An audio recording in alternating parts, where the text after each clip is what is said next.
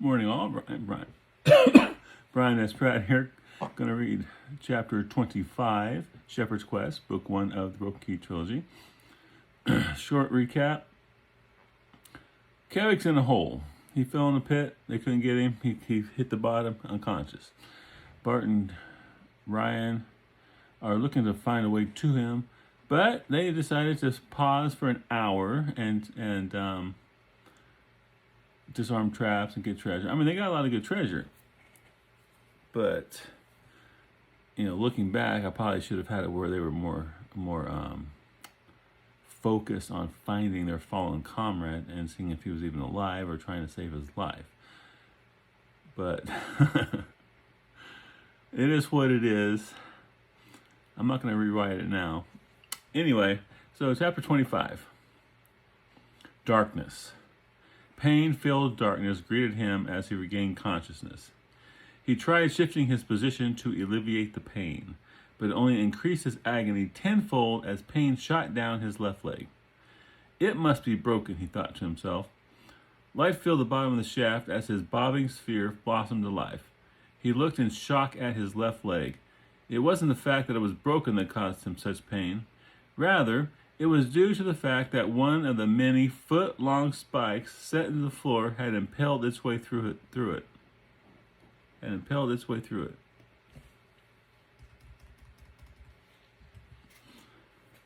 When he had fallen and hit the bottom, his leg must have struck it. The spike's bloody tip protruded 2 inches two inches. Kevin did a quick check of the rest of him, and other than a few places that would likely form bruises, he was all right, except for his leg. Ryan! Bart! He called up to the top of the shaft. When no answer came, he canceled his bobbing sphere of light to see if the light from their lantern could be seen at the top of the shaft. He grew despondent when all he saw was darkness. Realizing they were no longer there, he recast his bobbing sphere light spell. Light once more filled the bottom of the shaft. First order of business was his leg. He didn't think the bone was damaged. It felt like the spike had gone through the muscle. Before he attempted to remove his leg from the spike, he looked for his pack. There was still one healing potion left that his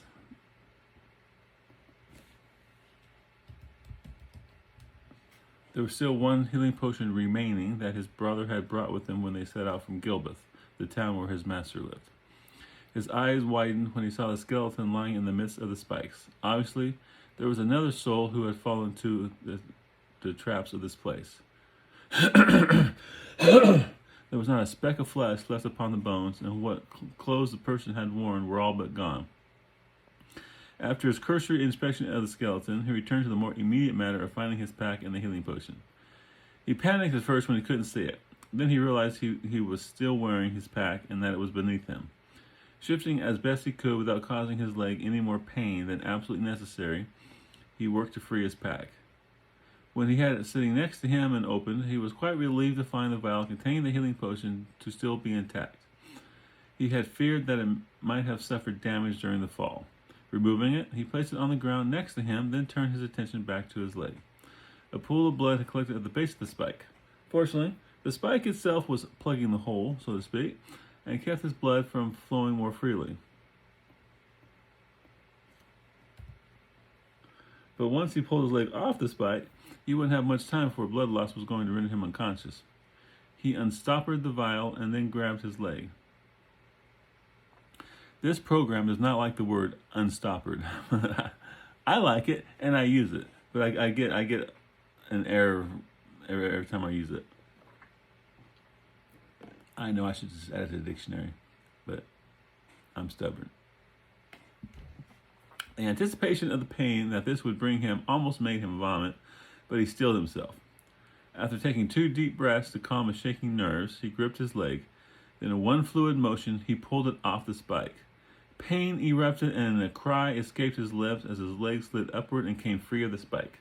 When his leg came free, blood flowed dangerously fast. Dots danced before his eyes, and he feared the pain was going to cause him to pass out. He fought unconscious and reached for the vial. He brought it to his lips and quickly drank half of it, then sat up as he poured the rest of the elixir into the wound. He didn't drip it carefully into the wound as he had with Chad. Instead, he upended it and dumped the rest of it out onto the wound. Once the last drop fell, he let go of the vial and laid his head back on the ground, panting. He could feel the potion beginning to dull the pain as it worked to heal. A warm feeling began to radiate from the site of the injury as the muscles and the flesh of his legs started to knit back together. He continued to lie there and fought off the onset of unconsciousness until the warmth began to subside. There at the bottom of the shaft, he lay for several more minutes as his body calmed down and the last vestiges of pain faded away.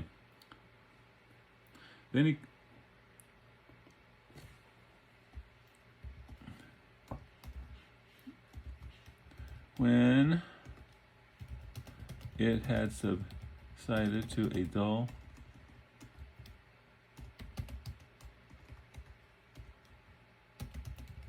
ache. When it had subsided to a dull ache, he crawled to the wall of the shaft, avoiding the many spikes along the way, then sat against it while he inspected his leg. Pulling his trousers leg up, he inspected the wound. It had completely healed over, and a jagged circle of pink flesh now covered where the spike had exited his leg. He would bear a scar there for the rest of his life, but at least he would have the rest of his life. If I could get out of here, he thought to himself. For the first time, he really gave the bottom of the shaft a good look. One wall held an opening. It looked as if it was a natural fissure that had been artificially widened at some point. Wide enough for a man to pass, it looked to be his only hope in getting out of there. His staff laid on the other side of the pit. He worked his way over to it on his hands and knees, careful to avoid the spikes. When he had it in hand, he used it as a crutch to help him to his feet.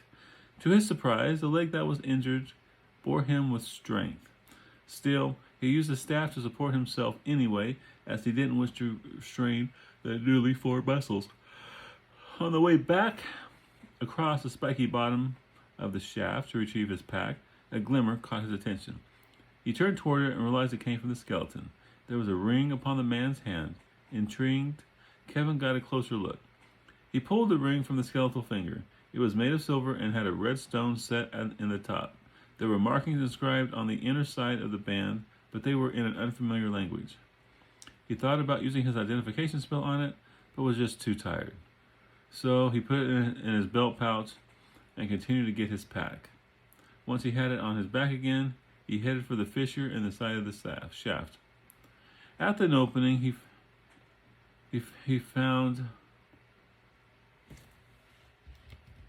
a narrow tunnel extended past the edge of the bobbing sphere's light.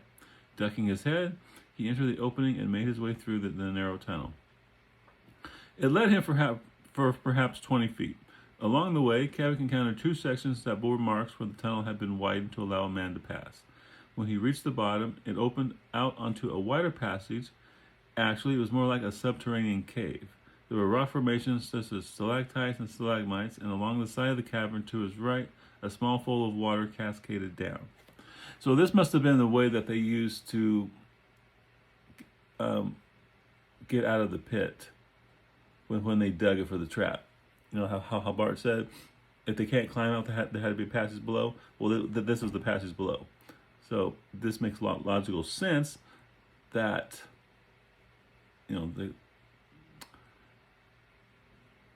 because how else would they get out? I guess they could have done a rope ladder. There are other ways. But this works for the story.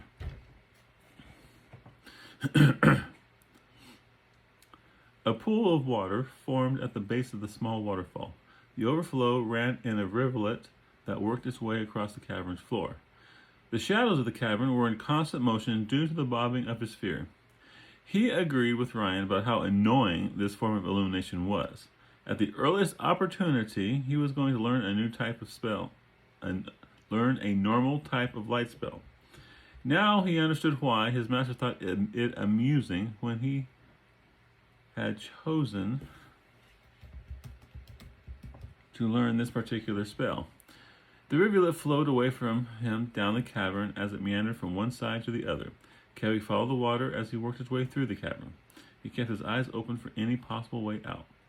Not long after he began moving through the cavern, he heard a noise from up ahead. At first, he thought what he heard came from the rivulet as it flowed through the cavern. The sound continued to grow the farther he went. He came to where the cavern began tapering off until it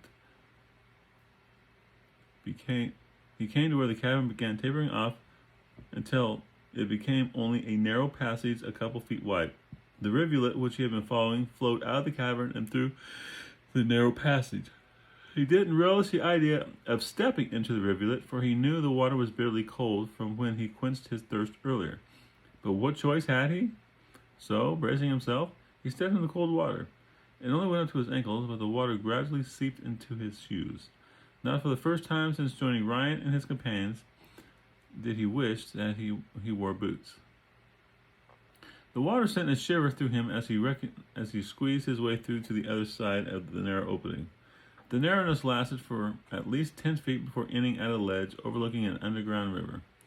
Sitting a scant foot above the flowing water, the ledge was slippery from where spray would at times be thrown up by small waves. The underground river itself wasn't flowing all that fast. It was just the many rocks protruding out of the water that made the water a bit frothy. The ledge was very uneven, slippery, and barely wide enough to enable him to sit upon it cross-legged. He looked out over the flowing water, but couldn't see the far side, and the light from his bobbing sphere didn't extend far enough. Then he turned his attention to the river itself. The thought of entering its dark, bitterly cold water made him shiver.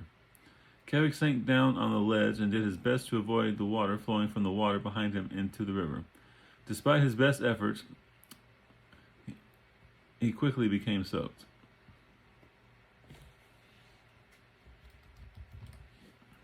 Sitting in the dark, hopelessness started to gnaw in his mind. He knew that to remain on the ledge would be his death. If not now, then when his food ran out and he starved.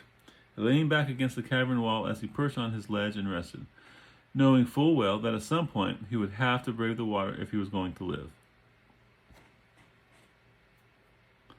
So, as I was reading this, see, I can't read anything anymore without arguing about it in my head, even if I read it myself. Okay, his master took him on a hunt in Goblin territory for components for a spell or potion or whatever. Why wouldn't he wear boots? That's just stupid, right? I had half a mind to take that out, but I kind of like that. I kind of like that passage, so I'm going to leave it. But logically speaking, his master would have insisted he wore boots because his master would have wanted to take care of him. And shoes on a hike through the hills and mountains and possibly running from goblins is just stupid. But there it is. And I guess people have been known to wear shoes hiking, not boots. So, but in my head, I have to argue every little thing. Church was the worst for that because whenever the preacher was talking, in my head, I'm arguing with it. Maybe that makes me a good writer. I think about everything all the time. Bart had begun the search of the treasure room at the Dragon's Sword coat of... Bart had begun the search of the treasure room at the Dragon's Sword coat of arms engraved at the wall. Bart started the search of the treasure room at the Dragon's Sword coat of arms engraved on the wall. That sounds better. It simply seemed like the most logical place for a hidden door to be. The other walls all had chests lined against them, so it was unlikely it would be there. Now, a half hour later, he was still examining the coat of arms. Riyan and Chad hadn't been idle during this time. They helped by going over the other walls and the floors. They even climbed into the ornamental boat and examined it closely.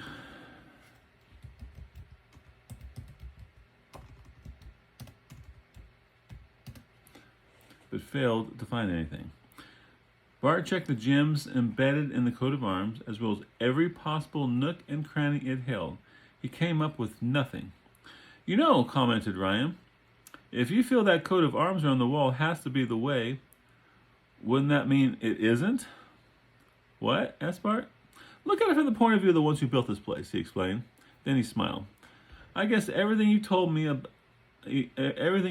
us about thieves and thwarting them is rubbing off or something. Anyway, to have it there would be a bit obvious, don't you think? Bart thought about it for a second and then stretched. Maybe, you could be right. Doesn't look as if you're going to find anything there anyway, Chad added. Again, Bart paused and grew still. He thought about what Chad and Riyan had said. It actually made a lot of sense. Coming back to the here and now, he glanced at the other two. All right. Moving to the doorway, he passed into the passage, then turned around as he began reenacting the Lord's escape. Here I am, Lord of this place, and I am being pursued by enemies seeking my death or capture. What do I do? You get the heck out of here as fast as possible, replied Chad. Exactly, stated Bart. Moving into the room, he said, there needs to be something that can be quickly activated on my way to wherever the secret exit lies. Getting into the spirit of the reenactment, Riyan jumped from the boat. If, as you say, the secret does in fact lie behind the coat of arms, then wouldn't the trigger have to be between where you enter the room and the coat of arms? That way, it would begin to open before you arrive, enabling you to escape that much quicker. Yes, Bart said. Moving into the room, he turned and headed toward the coat of arms. His path took him to within a foot of the boat resting in the middle of the room. The boat, maybe? Riyan and I have already looked it over, said Chad. Bart turned his attention to the side of the boat facing him.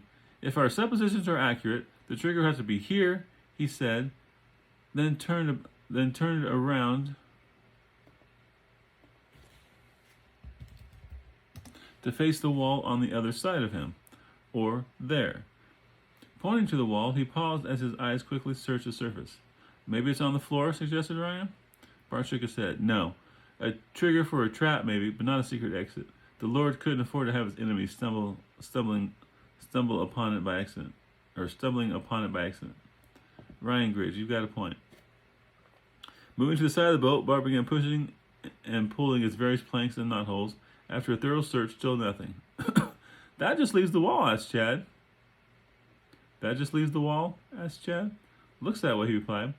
The wall in question looked the same as all the others. Stones placed in staggered formation, a torch sconce where a torch would be burnt to light the room, and an all but faded tapestry. His eyes went to the torch sconce. No, he said to himself, shaking his head. It couldn't be that easy. What? Asked Riyan. Bart pointed to the torch sconce. That is the oldest trick in the book, he explained. A movable torch sconce that will open a secret door. You going to try it? Asked Chad. This place is pretty old. Maybe this is where they came up with that ploy. I mean, it had to start somewhere, right? I don't think I've seen you even try a torch sconce in all the times you've hunted for secret doors, Riyan added. Not even when we were down in the crypt. That's because it's never used anymore, he explained. So try it, Riyan suggested.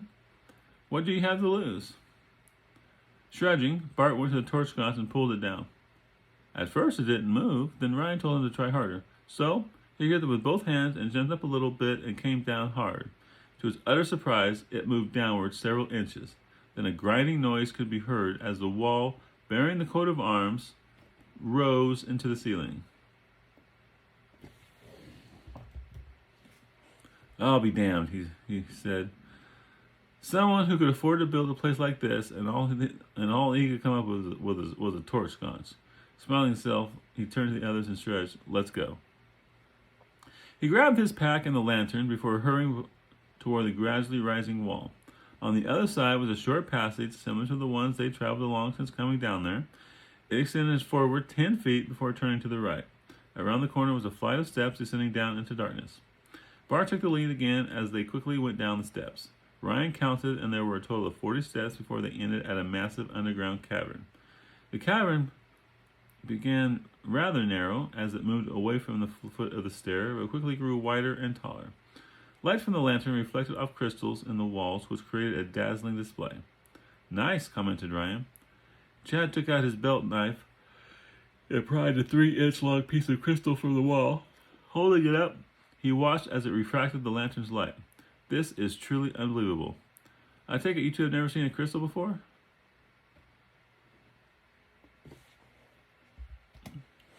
Riyan shook his head and Chad said no. They worked their way through the cavern.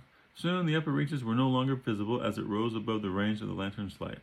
About this time, the cavern began curving toward the right, and they came to a stream. Over time, the water had formed a channel over 4 feet deep and 5 feet across, through which it now flowed. With a running jump, they were able to clear the channel and make it to the other side. The stream exited through the cavern's wall, not far from where they had crossed the channel. The sound of it cascading down like a waterfall came from the other side of the opening. They continued down the cavern another 100 feet and found where the stream entered the cavern through the wall on the left side. Shortly after leaving the stream behind, the cavern narrowed once again. At the far end, where the sides of the cavern finally converged, was a large pile of boulders. It looked like at some time in the past, the side of the cavern had caved in. At first worried that the cave-in might have blocked their way, they were soon to realize that on the far side of the boulders, the exit was still accessible. It was clearly man-made. Nothing of nature could make such lines. "We're on the right track," Riyan said. "Wonder how much further this goes?" asked Chad. As far as it does and no further," replied Bart. "What?" Chad asked, confused by the answer. "Nothing," Bart said with a grin. "Just something my father used to say to me when I would ask a question like that. Actually, that's what I used to tell my kids. How much farther? Are we there yet?" You know, like Mr. Incredible says, "We'll get there when we get there."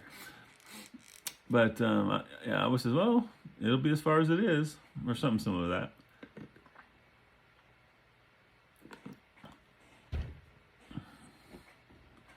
If they asked too many times, I would turn on my classic country music and drive them crazy. So they only asked me once or twice. "Oh," replied Chad. Once past the exit, they were again in the passage carved from the rock. A bit narrower than what they had been up above, but serviceable. It wound through the rock until it turned sharply to the right. Around the corner, they found the top of another set of stairs leading down. These were narrower, and the steps crudely formed. Bart again took the lead as they descended.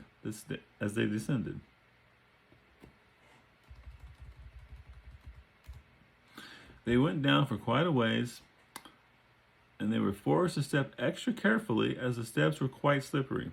They hadn't gone down many steps before the sound of flowing water could be heard coming from the bottom. "It's a river," Bart stated after the sound grew clearer. "Maybe it's the same one I heard when you were hauling me up from the pit trap," asked Chad. "Most likely," agreed Riyan. At the bottom of the steps, they encountered a rickety old pier that had been built over the flowing water a very long time ago. The wooden planks were still together, but they were not sure how well they would hold up under their weight. At the bottom of the steps, they found the river and a rickety old pier. Yeah, I want to make sure I say that they actually got to the river. At the bottom of the steps, they found the river and a rickety old pier that had been built over the flowing water a long time ago. Yeah, that sounds better. The wooden planks were still together, but they were not sure how well they would hold up under their weight. "End of the trail," announced Bart. Riyan looked at the river in dismay. Then he had an idea. "Could we use that boat that was in the treasure room?" Bart shook his head. "That thing must have weighed 500 pounds, he said. "No way would the three of us be able to carry it down here. Not to mention, I didn't say it, but when I read this last night, I'm thinking, they went through narrow passages that twisted and turned. They went down a very narrow set of stairs. How would they get that boat from that room to there? There's just no way possible." "Then what do we do?" he asked. "Swim?" asked Chad. "The river's not flowing all that fast." "You've got to be crazy," Bart exclaimed. "You have any idea how cold that water is? Besides, we don't know what to expect downriver. There could be a waterfall for all we know." "I don't think there would be one of those," countered Riyan. "They never would have built a pier here and made this their escape route if there were."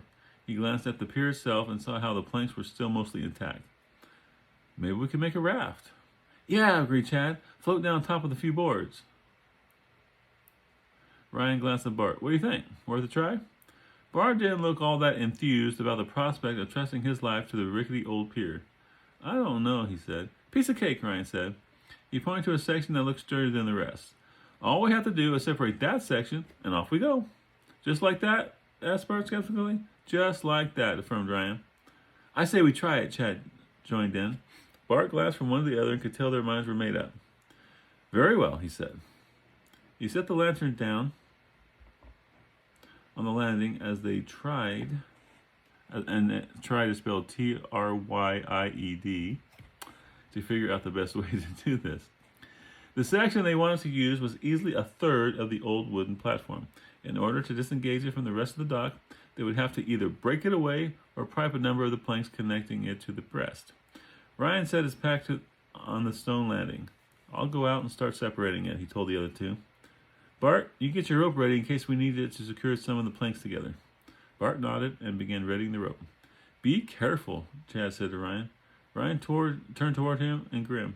Don't worry, I don't plan to be anything else. And that's another thing I say. When someone says be careful, I would say, that's what I was planning to do in the first place. Turning back, he gauged the planks to the pier. He gauged the planks of the pier before him. They looked sturdy enough to support him. Stepping out, he gingerly placed a foot on the first plank. There were 9 planks between where he stood and the far side. Once there, he had to somehow separate the section they wanted from the rest. He lifted his other foot off the stone landing and moved it toward the second plank. Then it rested on when it rested on the second plank, his entire weight was now on the pier. Glancing down, he saw that the water flowed beneath the planks.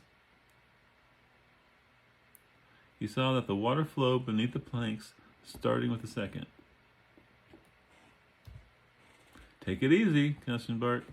Ryan glanced back and saw Bart and Chad standing together watching his progress. Bart had the rope coiled in his hand, waiting. Turning back to the matter at hand, he lifted his foot off the first plank and brought it forward to the third. As soon as he put his weight on the third plank, there was a cracking noise.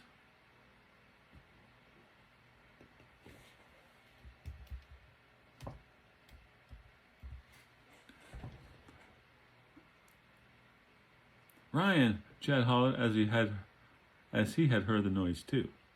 Ryan lifted his foot off the third plank and held it in the air. He was beginning to think that this may not have been one of his better ideas. The fourth plank was a bit farther away than he was willing to stretch, for once he put his foot on it, he would be hard pressed in lifting it back off should it be unable to hold his weight.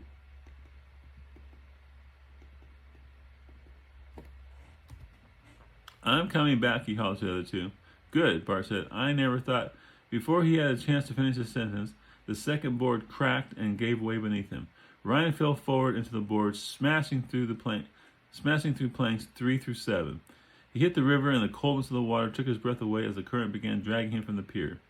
When his head cleared the surface, he gasped for air and turned to look in the direction of the lantern's light. The rope, he heard Bart say as the rope flew through the air toward him. It hit the water. It hit the water several feet upstream, and he swung furiously against the current to reach it. Inch by inch, the rope floated toward him until he was able to grab onto it. He's got it, he heard Bart say when his weight pulled the tension of the rope tight. Crack! Get back, Chad yelled. Ryan looked toward them and saw the section of the pier they wanted to use began breaking away from the rest of it. Wood splintered, and more cracking of planks was heard as the current began pulling it away from the landing. It didn't take long for Ryan to realize that the current was bringing it straight toward him. Ryan, Chad hollered when he realized his friend's danger. Get out of the way! But Ryan had other plans. While Bart and Chad were hauling him in, he wound the rope around his left arm as many times as he could. Then, when the pier section came near, he snagged it with his right arm. The current continued dragging it downstream until it was on the other side of him, then came to an abrupt halt. The jolt almost pulled Ryan's arm from his socket, but he refused to let it go. Chad and Bart had stopped pulling him in when they saw him grab the section of the pier. Keep going, he yelled at them. I got it. Hang on, Ryan, Chad yelled. Then he felt the rope once again pulled against his arm as they drew him closer to the landing. Every time they hauled in the rope, pain coursed through his arms. Between the river trying to drag the section of the pier away and then pulling on the rope, he was surprised that his arms were even still attached. A thought came to him that after this, he would have a better appreciation of how people felt when stretched upon the rack. It seemed an eternity before they managed to pull him back to the landing. When he came within arm's reach, Chad grabbed him grabbed hold of him while Bart snagged the pier section. Riyan was more than glad to let go and leave it to Bart. Using the rope he had, Bart tied one end around a large brace that ran beneath the planks. Then once the rope was on and secured, he hauled the pier section as close to the landing as he could. Thanks, Riyan said as his teeth chattered. You have no idea how good it feels to be out of that water. I think we'll have a good idea when we ride down this river, said Bart, indicating the pier section. It's riding right on the water, and we're going to get soaked. Give me a minute to warm up before we leave, Riyan told him. You bet, Chad said. Bart continued to hold the rope and kept their raft from floating away. He still wasn't too enthused about trusting this raft with their lives, but was willing to give it a try. Riyan sat there shivering a solid 10 minutes before realizing that only a fire would warm him again. He stood up and came to where Bart still held the rope. Ready? Bart asked. No time like the present, he replied. All right, take off your packs and set them down here in front of me, Bart explained. When they had done that, he said, I want you two to come here and grab hold of our raft. I'm going to use the rope to tie the packs together so we won't lose them if things go wrong. As Chad leaned over toward the raft and grabbed hold, he asked, What about the lantern? We'll have to just hold that. Can't afford to let any water get in with the oil. Once the other two had a good hold of their raft, he untied the rope from it and threaded the end through the pack straps. Then he tied them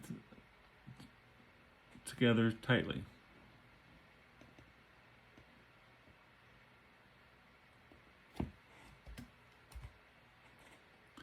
Now we have to get on, he said. I think Riyan showed us that this wood isn't going to withstand a whole lot of weight. So we need to board by crawling on our hands and knees to better distribute the weight. He glanced at Chad. You first. Once you're out there, grab hold of that. He pointed to a thick wooden piling up from the water to which the pier had originally been attached. Chad crawled out on the boards of the raft, and when the water hit him for the first time, cried out, It's cold. Didn't I tell you it was cold? Asked Riyan. Once Chad had made it out and laid spread out upon the planks to better distribute his weight, he reached out and took hold of the piling. Okay, Riyan, you're next, Bart said as he grabbed the raft to steady it. Riyan crawled out onto the boards next to Chad. When he was in position, Bart said, Here. Glancing back, he saw Bart hand him the 3 packs that were tied together. He took them and placed them near the center of the raft next to him. Then he took the lantern and held it close. Chad, Bart said, hold it steady. I'm coming on. When he let go, the raft began drifting away from the landing despite Chad's best effort. Hurry up, man, Chad said as his grip started to slip. Bart quickly scrambled aboard just as the current yanked the raft and pulled Chad's hands off the piling. And that ends chapter 25. So, reading this, I'm thinking to myself again, well, what about Kevik, you know? They're just going to hitch a ride down the river and leave Kevik behind. They're not even talking about him. So, but I'm not going to change anything. But that comes to mind. I guess maybe they're thinking that they could find another way to get him. And once they flow out, you know, once they flow out, they can always make it back to Algoth if they had to, and retrace their steps. So, also not lost, I guess.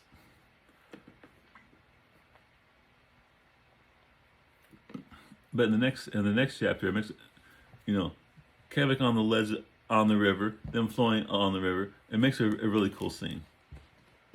And I get to illustrate how these guys are smart and they use what they have to great effect. Which is what any adventuring party should do. I've had the comments that, well, these are level 1 characters, and in true D&D fashion, half of them should be dead by now. Well, that's probably true, but I've never killed. When I was running a dungeon, I wasn't too concerned with strictly adhering to the rules, because you kill off characters, you got to stop the game. You got to re-roll new characters. You got to figure out a way to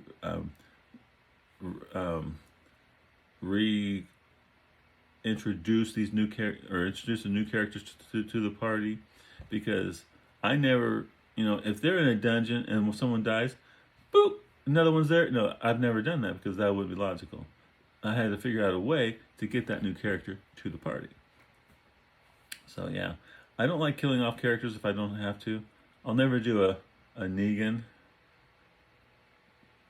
Just, I'm not going to kill someone just because, well, I haven't killed anybody for a while, so it's time for someone to die. I like characters, and they're fun. Now, if they're annoying characters, yeah, I'll take them out. Red shirts can die pretty fast too. If you don't know what that means, don't tell you. Anyway, chapter 26 is tomorrow. Well, I got some serious thunderstorms coming in tonight, this afternoon. Possibly thunderstorms, or possibly tornadoes. I think, damaging winds, hail about that big around. Only had that once since I've been here. I got a metal roof, so for the most part, hail doesn't bother me. It gets loud at times. So y'all take care. I'll see you tomorrow for chapter 26. We've only got a few more chapters to go. I think we got 4 more chapters after this. Let's see. I just did 25. Yep, 6, 7, 8, 9. 4 chapters to go, and when we're done with this one, then on to Adventures Guild, which I think is the best book I've ever written. I had the most fun writing it. It's really clever.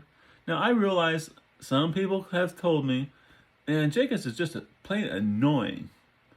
Well, to me, it's like Andy Griffith and Don Knotts.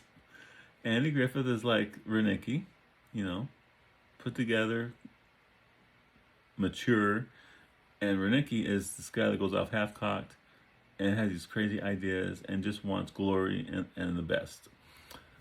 I mean, I didn't 100% make him like that, but in the back of my mind, Jacobs is Barney Fife-esque, has qualities of Barney Fife.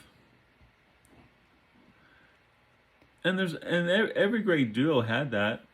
Honeymooners, Ralph and Norton. Norton was kind of the guy that was a little bit out there and did weird things. So, anyway, I'll see you tomorrow. You take care.